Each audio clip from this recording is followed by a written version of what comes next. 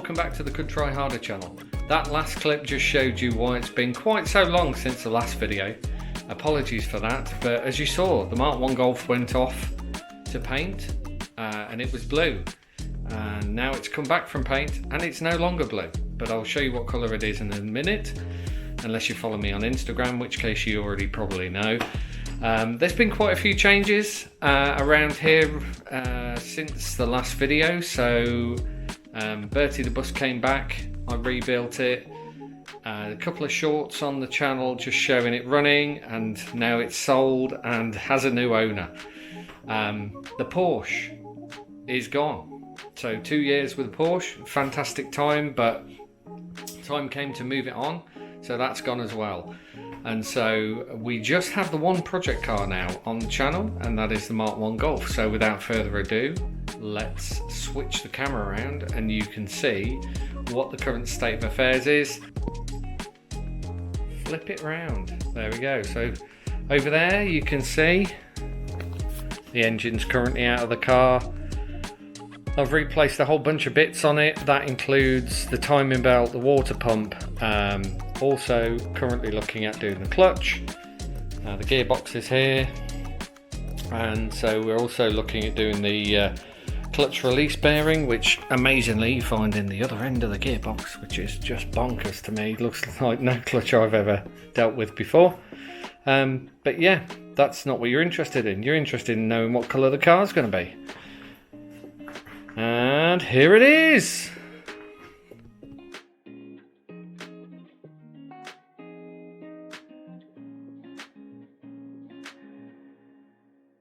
So basically this is Porsche Jet Green. It looks even more amazing in the sun. It's a bit dusty at the moment. So we got it painted locally, and yeah, so currently still got the same wheels on it. We've got to change that, but we're in the middle of putting together or putting back on the hood. Carl's been down and been working hard, and so yeah, let's not keep you waiting any longer.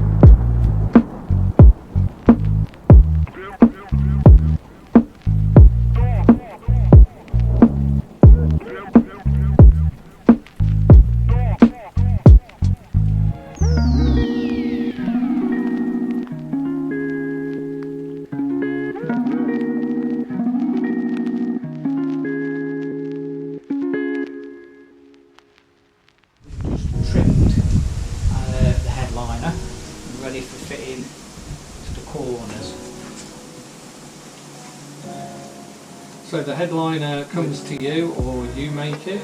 Yeah, it all comes. I don't have time. I wouldn't have time. Fair enough.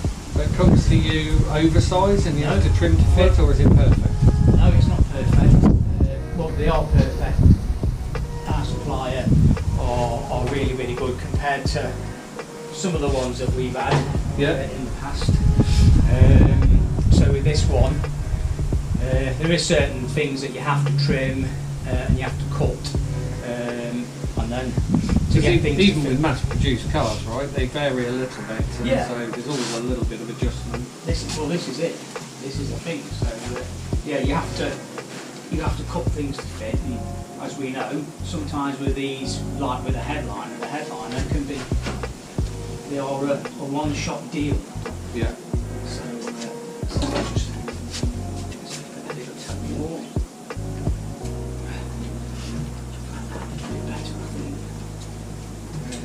So yeah, you have to trim and cut them to shape and make sure they go where they need to go.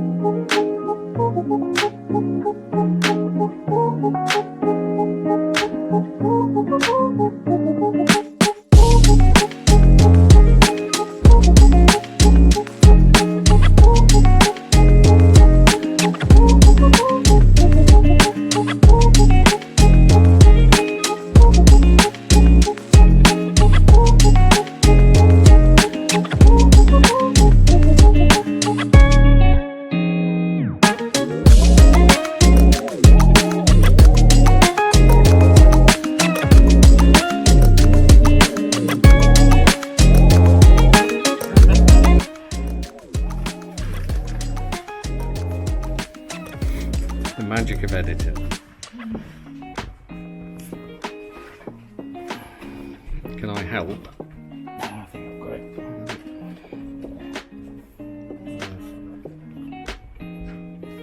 There we go. So this goes along here, up underneath here, and then goes through the eyelet at the back, the middle eye. And what this does is, as the roof goes up and down, the headliner, this pulls taut against the headliner, so the headliner doesn't get caught in the frame. Ah, okay. So it's not just to stop it going baggy then, it's actually... No, it just stops it as it goes in and out. As the roof goes up and down, it prevents the headliner. It's supposed to push the headliner out to one side. And as I say, on the early frames, they go on here. There would be a bolt, a plastic cover, and it would go from there and through here.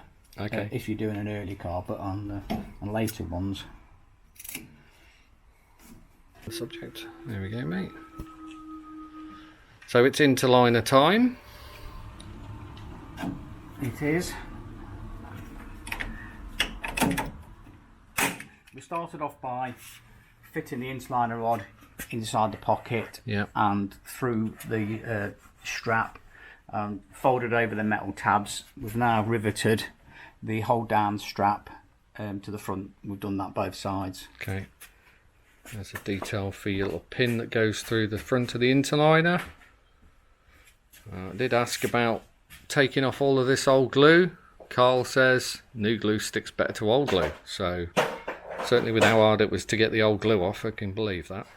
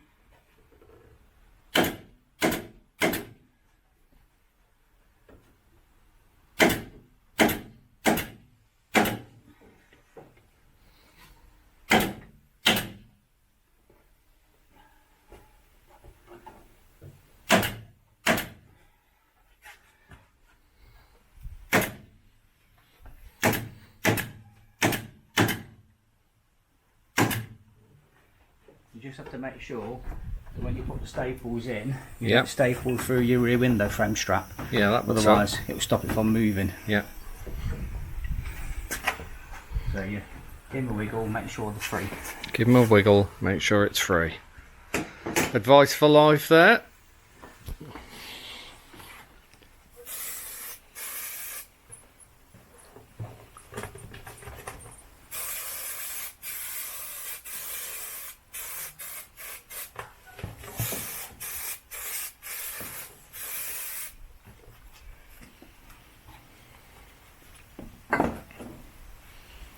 Nice thick band of spray contact adhesive there. Yeah, just give it a second or two to flash off. Yeah.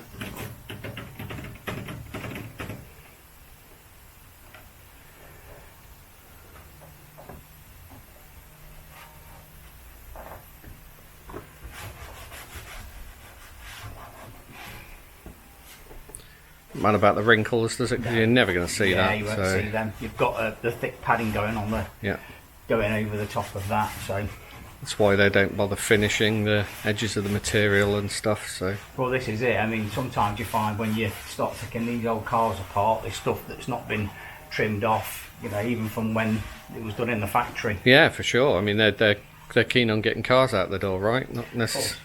So it needs to be good enough when you're in the factory. Locating the hole. Suggestions in the comments.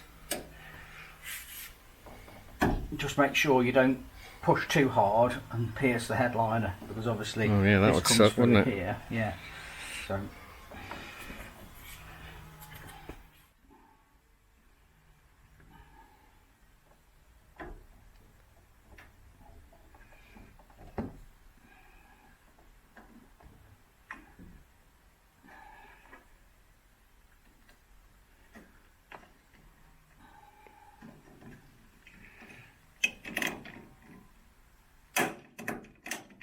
Sounds all good.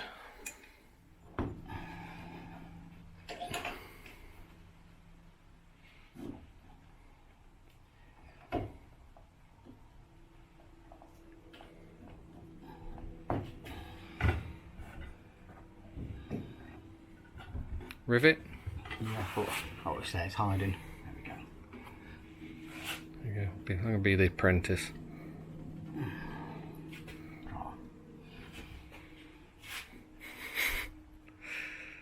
Typical apprentice, give you the wrong bit at the wrong time.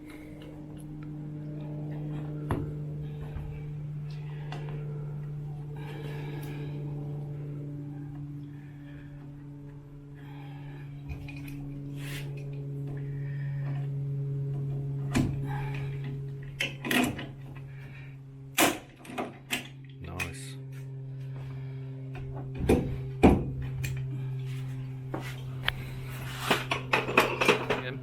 So we glue the front, then we glue this bar here. Okay. And line it up and put glue on this one, and then the same again On the tail. on this bar here. Oh right, and the mid bit. Then across the back. And then across the back. And the reason why we put that mark on the front there is so that we know that if I come round here, centralise the pad with your hole. There's a hole in the middle here. Yeah. And we just try and line that up with the centre of the pad.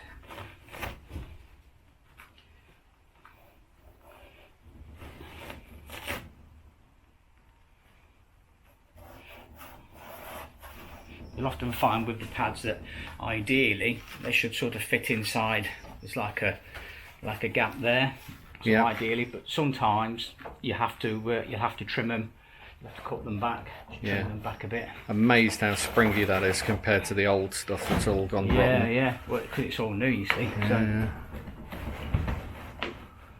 They still make them from horsehair, or is it something else? Probably synthetic now, I guess. Yeah, it's a synthetic horsehair. Just make sure on this side.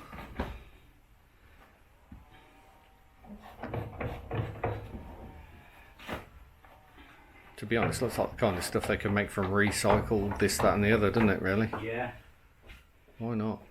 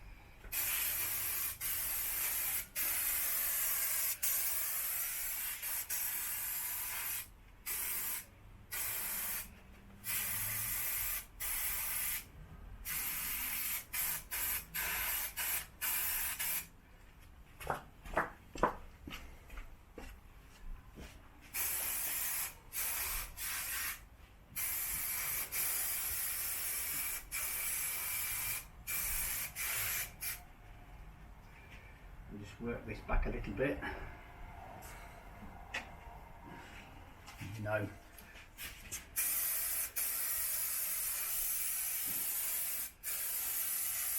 Good band of glue.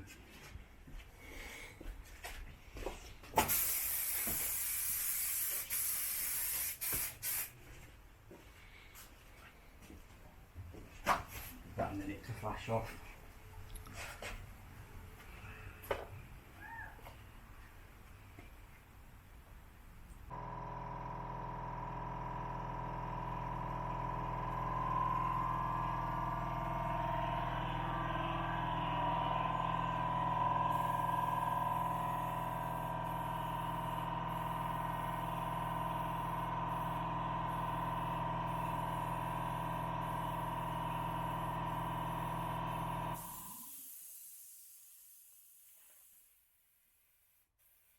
Then we sort of look at it and we just see if we've got equal overhang on either side. Yeah.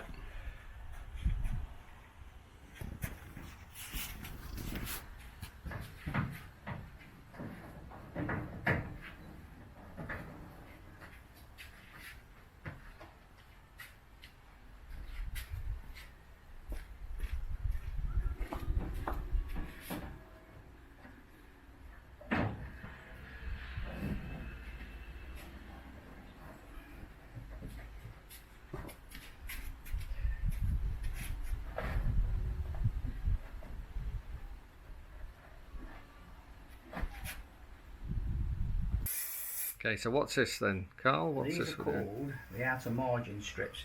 Now, so many people don't even fit these because people just take stuff apart, don't realise that they should be there, throw them in the bin. Yeah. Don't realise. Can't see the point of it, I suppose. You know, and they think, oh well, I'll skip that step. Well, even professional companies don't. I mean, really, if you're going to do the Mark 1 and you know what you're doing, then at the end of the day you should make sure you have all the bits and bobs. Just give that a minute to flash off. And so what's the function of these, would you say? Well, they act as a transition between the padding and the frame and the header itself. And of course there's one for the rear as well, so we do have two. Okay. Front and back.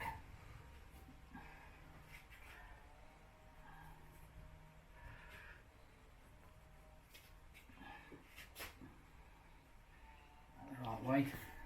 So we're saying that this piece of foam essentially helps the roof look more coherent and avoids a big step. That's right. Which is why it's so key.